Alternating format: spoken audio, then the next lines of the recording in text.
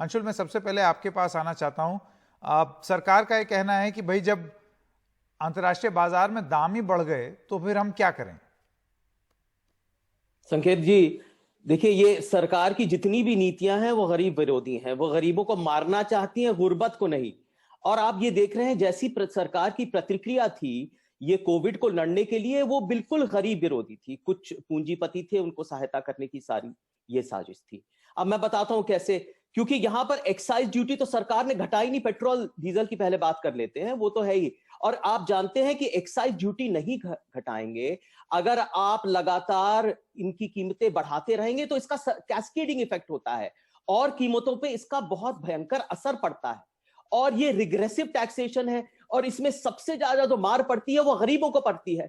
तो आपकी जब नीति गरीबों के लिए, उनके उत्थान के लिए नीति है ही नहीं, तो सरकार से क्या उम्मीद कर सकते हैं? और इसका अगर जब कैस्केडिंग इफेक्ट पड़ता है, अब मैं जानता हूं अंतरराष्ट्रीय बाजार में पेट्रोल की कीमतें, डीजल की कीमतें बढ़ती जाएंगी। ओपेक नहीं चाहता कि वो घटाए क्योंकि भारी नुकसान हुआ था उनको पिछले साल। लेकिन सरकार को तो कदम रखना चाहिए ना कुछ। वो गरीबों को महफूज रखना चाहिए, जैसे हमने किया था पहले। हमने भी तो किया था ना।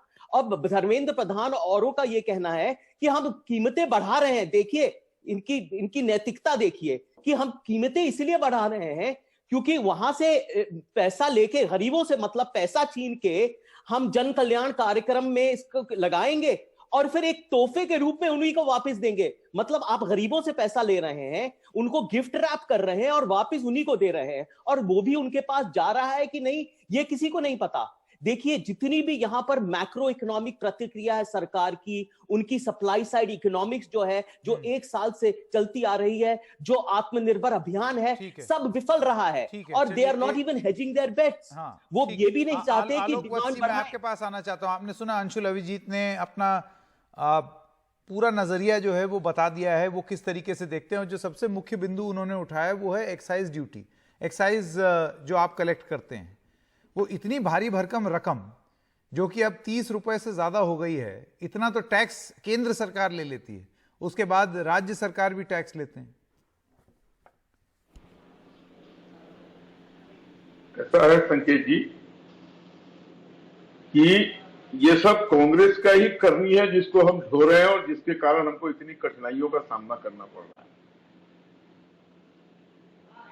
पहले इन्होंने ऑयल बॉन्ड्स निकाले, पेट्रोल और डीजल के दाम स्थिर रखे। आज उन ऑयल बॉन्ड्स का विथ इंटरेस्ट पेमेंट का टाइम आ गया है तो हमें करना पड़ रहा है। तो करनी उनकी और भर हम रहे हैं। और अभी इनको ये बात स्पष्ट रूप से समझना चाहिए कि एलपीजी प्राइसेस प्रोपेन, बुटेन और कन्वर्सेशन रेट ऑफ डॉलर पे डिपेंड करता है। 60% प्रोपेन लगता है, बुटेन लगता है, और 40% प्रोपेन लगता है।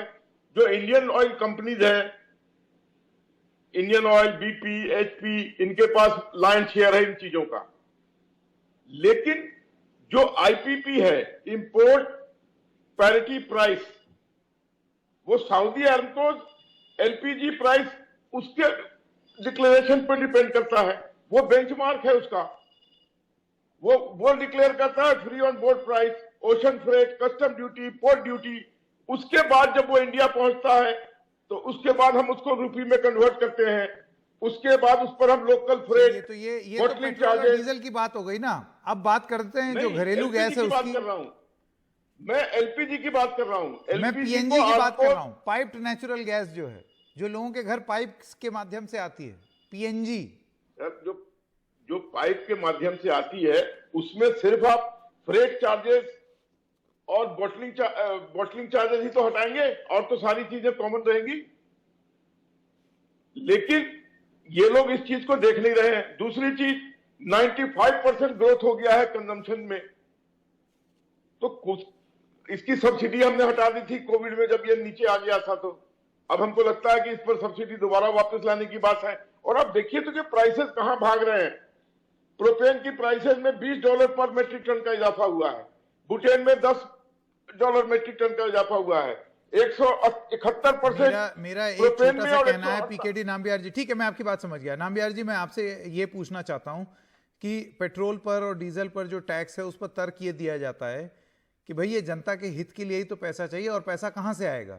फ्री में अगर वैक्सीन लगानी होगी तो फिर सरकार कहाँ से लगाएगी? इंफ्रास्ट्रक्चर अगर बनाना होगा तो सरकार कहाँ से लाएगी?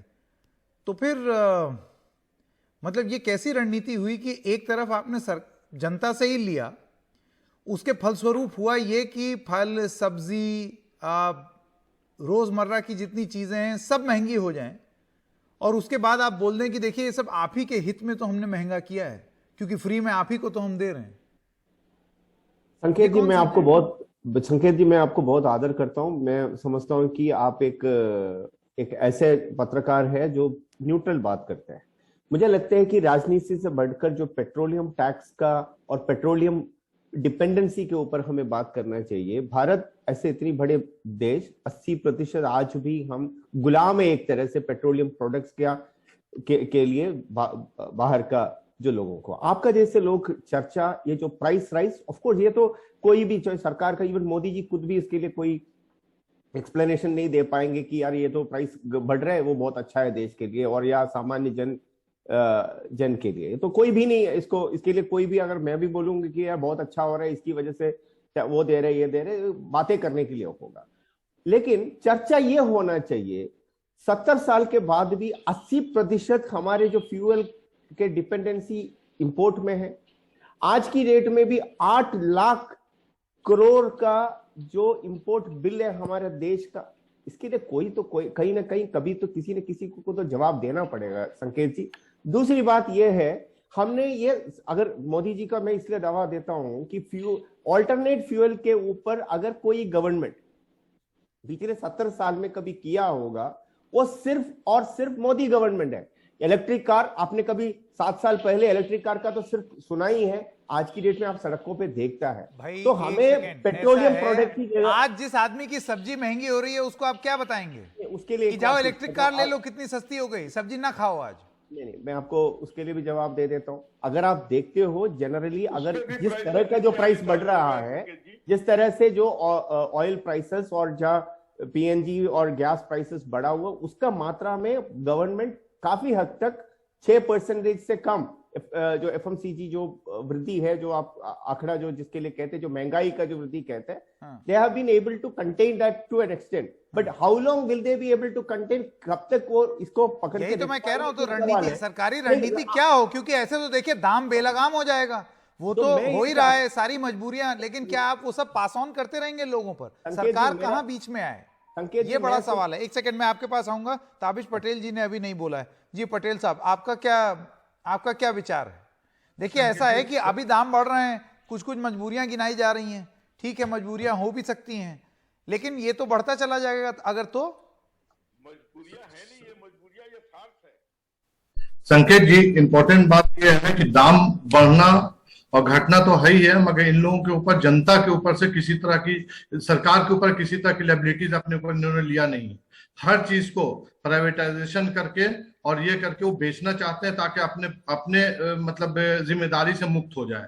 इन्होंने शुरू से लेकर आखिर तक अपने ऊपर किसी तरह की जिम्मेदारी लेने नहीं दी।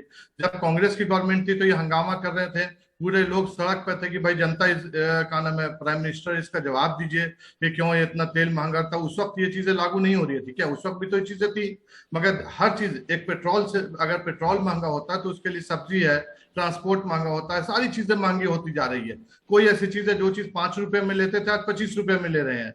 ये बताइए इसके जिम्मेदार कौन होगा? जनता जो चुनती है, गवर्नमेंट को चुनती है, जो इन्होंने सौगंध खाई थी कि हम देश नहीं बिकने देंगे, ये इनका एक गीत था। और जिस तरह से इन्होंने कहा था कि हम सौगंध खाते हैं कि मिट्टी के, कि देश नहीं बिकने देंगे, ये धरती मुझसे पूछेगी कब मेरा कर्ज चुकाओगे। इतनी लंबी बोली। तो देखिए चुनाव में आम ये लोग बोली देते हैं, वो तो अलग ही बात हो गई। संकेत जी बोलते हैं, उसी बोली पे तो इनको लाया गया, बोल वचन पे तो लाया है सरकार को।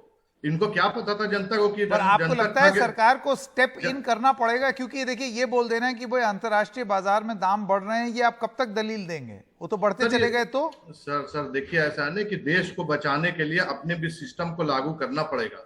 जब आप अपने हाथ से सारी चीजें निकाल देंगे, आपके पास कुछ हाथ में आपके तलहत्ती पे कुछ चीज रहेगी नहीं, तो आप तो सिर्फ इसी तरह से बोल वचन से ही काम चला पाएंगे। ठीक है।